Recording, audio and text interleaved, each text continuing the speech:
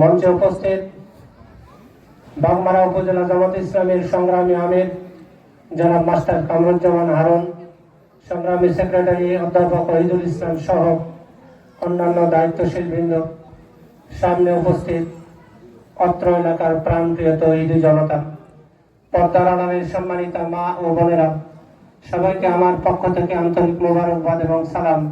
আসসালামু আলাইকুম ওয়া রাহমাতুল্লাহি ওয়া বারাকাতুহু। আপনারা কেমন আছেন? আলহামদুলিল্লাহ ভালো আছি।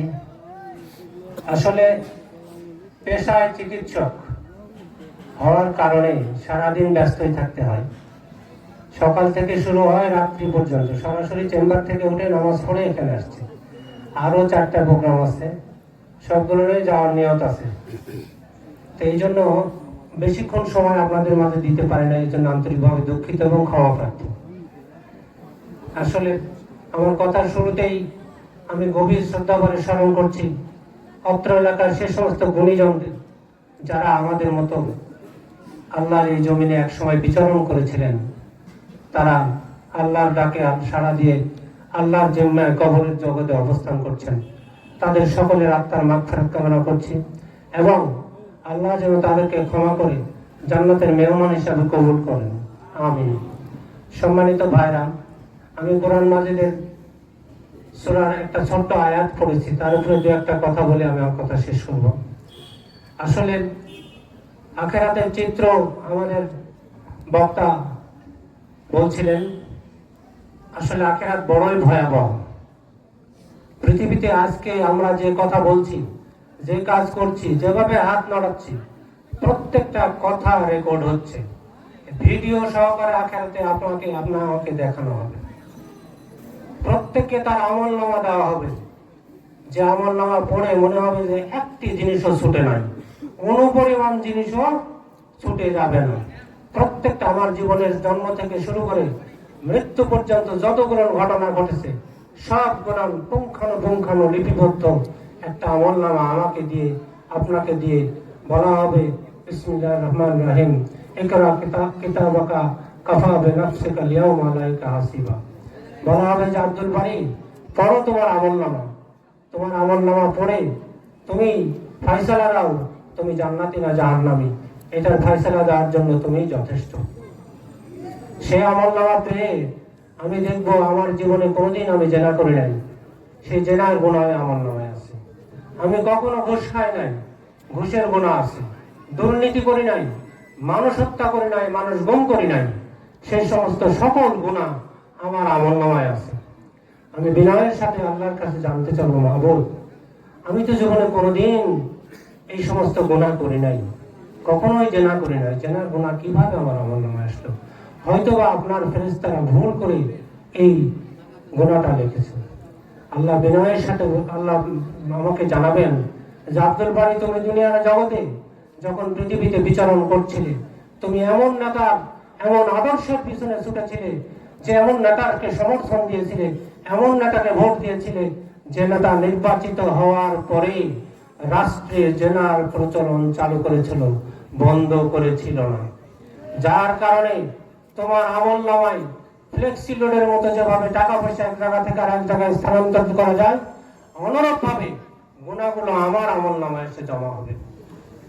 অনুরূপ ভাবে যদি আপনি দেখা যাবে আমার আমলনামায় শহীদের সওয়াব আছে, ইসলামী আন্দোলনের ইকামতে দ্বীনের দায়িত্ব পালনের সওয়াব আছে, আমি আবার আশ্চর্যের সাথে জিজ্ঞেস করবো যে আল্লাহ, এই কাজ তো আমি তো কখনো শহীদ হই নাই, শহীদের মানে সওয়াব কিভাবে আসলো?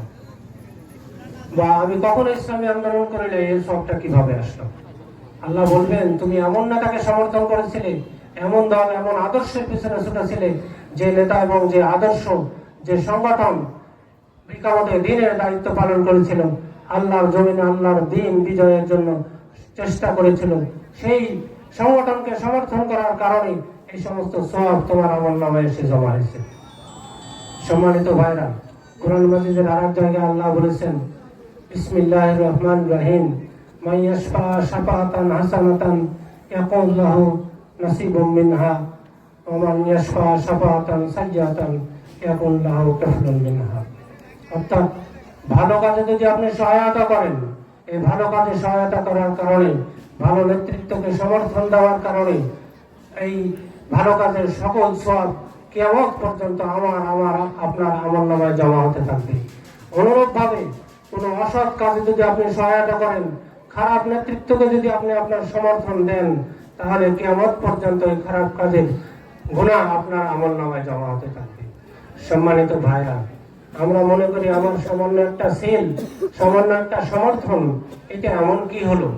আমার বাংলাদেশে আমি লক্ষ্য করেছি, আমার এই বাগমারায় ছোট্ট একটা গোল্ড লিফ সিগারেটের জন্য আমার সম্মতি চেঞ্জ হয়ে যায়, হয় কি না?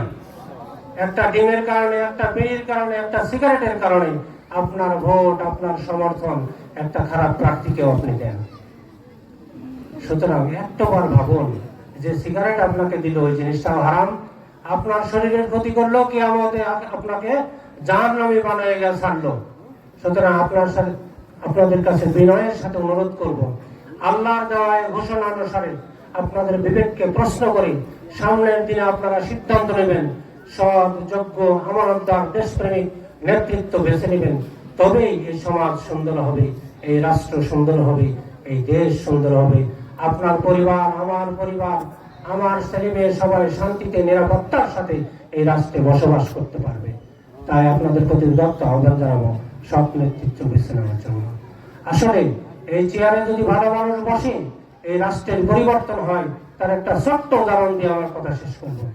আপনারা জানেন, কয়েকদিন আগে ঢাকা বিশ্ববিদ্যালয়ের ছাত্র সংসদ নির্বাচন হয়েছে। বেশ কয়েকটা বড় বড় শিক্ষা প্রতিষ্ঠানের নির্বাচনে বাংলাদেশ ইসলামী ছাত্র শিবিরের নিরঙ্কুশ বিজয় হয়েছে। আমরা বিশ্বাস করি যে দেশের ছাত্র সমাজ, যুব সমাজ ছাত্র শিবিরের মতো একটা আদর্শ সংগঠনকে চিনতে পেরেছে। আমি দৃঢ়ভাবে বিশ্বাস করি সেই দেশের বড় মানুষেরা, অভিভাবকেরাও বাংলাদেশ জামাত ইসলামীকে চিনবে এবং অদূর ভবিষ্যতে এই বাংলাদেশে ইসলামের বিজয় হবে, কালেমার পতাকা পথ করে উঠবে ইনশাআল্লাহ। সম্মানিত ভাইরা, সেই ডাকসুতে ছাত্র শিবিরের বিজয়ের পর থেকে আজ প্রায় 2 মাস হতে চলেছে। এর মধ্যে যে কাজ হয়েছে, বিগত দেশ স্বাধীনের 54 বছরে এই কাজ ঢাকা বিশ্ববিদ্যালয়ে হয় নাই। আজকে আপনি পরীক্ষামূলক ভাবে ঢাকা বিশ্ববিদ্যালয় ক্যাম্পাসে যাবেন, কোথাও একটা নেশাখোর পাবেন না, কোথাও মদখোর পাবেন না, কোথাও মাতাল লোকজন পাবেন না। কোন ধরনের মাদক সেবন, মাদক বিক্রি সম্পূর্ণভাবে নিষিদ্ধ করে একটা সুন্দর পরিপাটি ক্যাম্পাস হয়েছে। সুতরাং আমি বিশ্বাস করি ঢাকা বিশ্ববিদ্যালয় যেভাবে ইসলামী ছাত্র শিবিরের হাতে নিরাপদ এবং সুন্দর হয়েছে, অনুরূপভাবে আমার এই প্রিয় মাতৃভূমি বাংলাদেশ জামাত ইসলামের হাতে নিরাপদ, সুন্দর এবং বসবাসের উপযোগী হবে ইনশাআল্লাহ।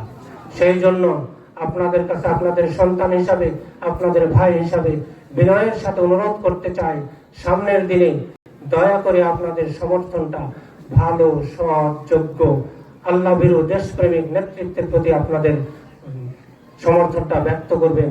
এই আশাবাদ ব্যক্ত করে আপনাদের সকলের সুস্বাস্থ্য ও দীর্ঘায়ু কামনা করে সর্বোপরি আল্লাহর জমিনে আল্লাহর দিন বিজয়ের জন্য আল্লাহর সাহায্য চেয়ে আমার কথা শেষ করছি। তার আগে ছোট্ট একটা কথা আমার বন্ধুদের উদ্দেশ্য বলতে চাই। আমাদের বন্ধুরা প্রায় বলেন, কালকেও আমি